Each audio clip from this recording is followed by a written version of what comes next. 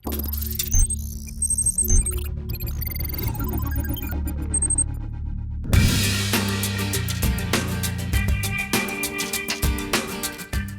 brand has done more to popularize hybrid technology than Toyota. The Japanese car maker has continued to enthusiastically develop hybrid powertrains despite the excitement surrounding purely electric cars. And it's had its fair share of success in India with the hybrid powertrain. Remember, 70% of sales of its previous generation of the car came from the hybrid powertrain, and 30% were attributed to petrol. So, of course, the hybrid variant plays a major role, which is why the new generation of the Camry only gets the hybrid variant. Of course, we hope that this kind of powertrain seeps its way into new cars as well from the manufacturer.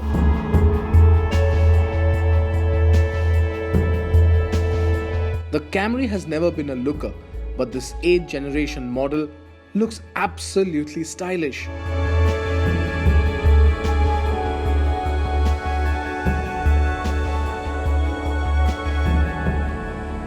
And you could credit some of the styling elements to Lexus, and that is because the resemblance is uncanny. But of course it looks modern, of course it looks stylish, and that's what you look at the Camry. It's no longer boring. Those LED headlamps and the LED DRLs all give the new Camry a signature look. In fact, if you want to credit someone, then you have to credit Toyota CEO Akio Toyoda, who said that all new cars from the company will have a very huge style quotient. So look at it, the bonnet gets nice muscular lines right up on the side too, are beautiful and muscular looking lines, all of which add to this overall style quotient of the Camry. And yes, we absolutely love it.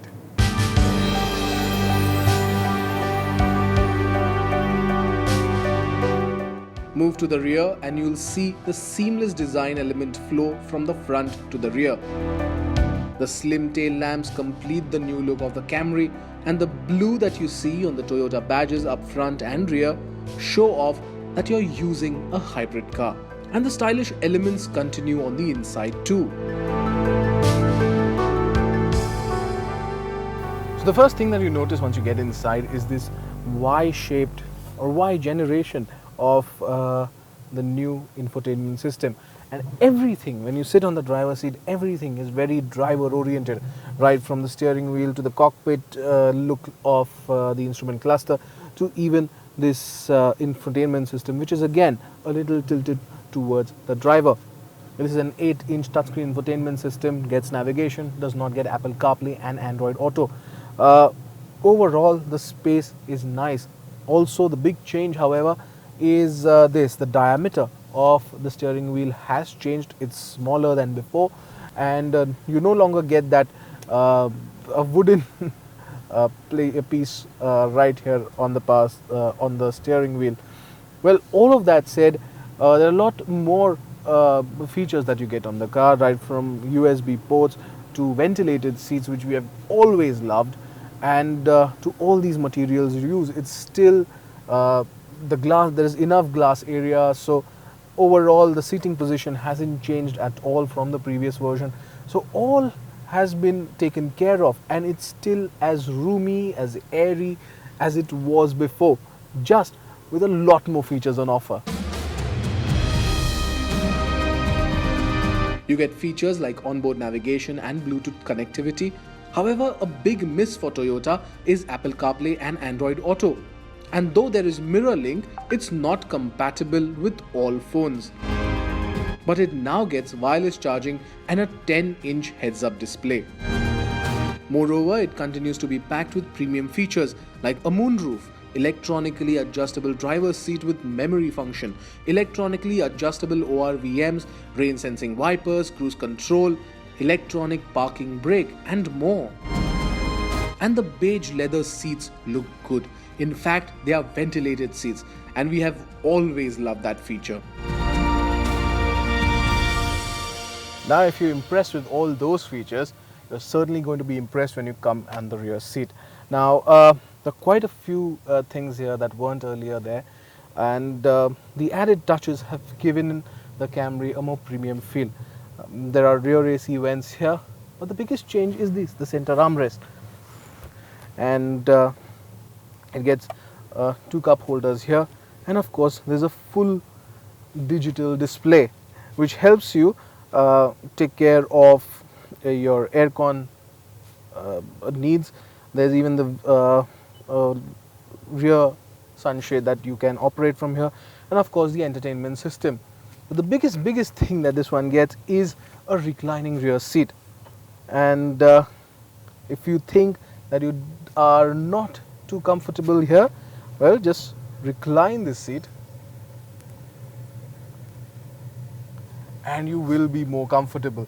So there's good enough knee room, good enough headroom, and no problems there. Though there's a sloping roof of the sedan, you are quite at peace here. In all of this, you actually miss out on massage seats, which would have added a bit of zing to the feature list. But with the new generation of the Camry, it's not about sitting at the back anymore. Yes, thanks to the TNGA platform, it's longer, wider, and even lower than its predecessor. So of course the company is talking about how sporty it is to drive.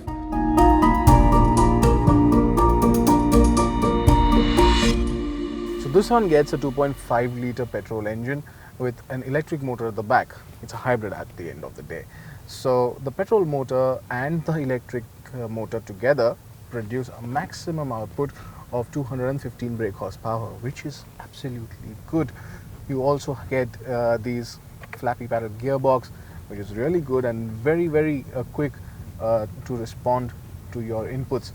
The CVT gearbox is also very refined now, and it actually makes things easier for you. Yes, there are 3 modes on offer. There's the Eco, there is the normal, and there's the Sport. Now, driving in the Eco mode is a little boring, but normal and Sport mode actually help give you that power at your disposal every single time.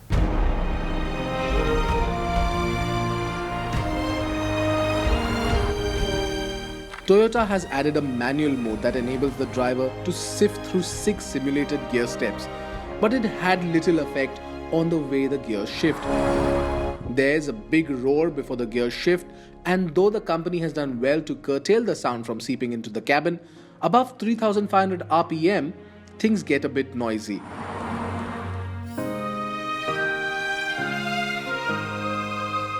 It has clearly benefited from the switch to the TNGA underpinnings.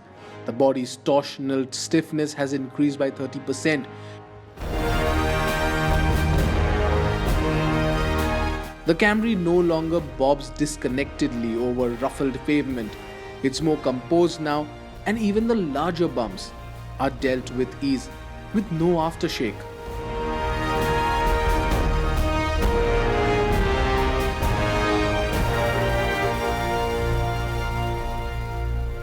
Now, considering that this is based on the new TNGA platform, it's more rigid than before.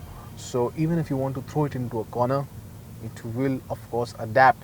And yes, that finally brings out the sporty credentials of the car, which was always missing in the Camry. Even at higher speeds, the steering wheel is well weighted, and that's what you want in a car, especially in a sedan, who is competing against the likes of the Skoda Superb and even the Volkswagen Passat, both of which are extremely sporty to drive. But this one has really changed things for Toyota, and the Camry really can give a fight to both the Superb and the Passat. While it might have the right mix to stand toe-to-toe with the likes of the Passat and the Superb, what about the price? Well, Toyota has an upper hand there too. It's priced at 36,95,000 rupees, and these are introductory prices. This price tag makes it cheaper by 27,000 rupees compared to its predecessor, and close to 7 lakh rupees cheaper than its direct rival, the Honda Accord Hybrid. The Hybrid then takes the fight to the Passat and even the Superb here, which, though priced lower, do not get to boast of a hybrid powertrain.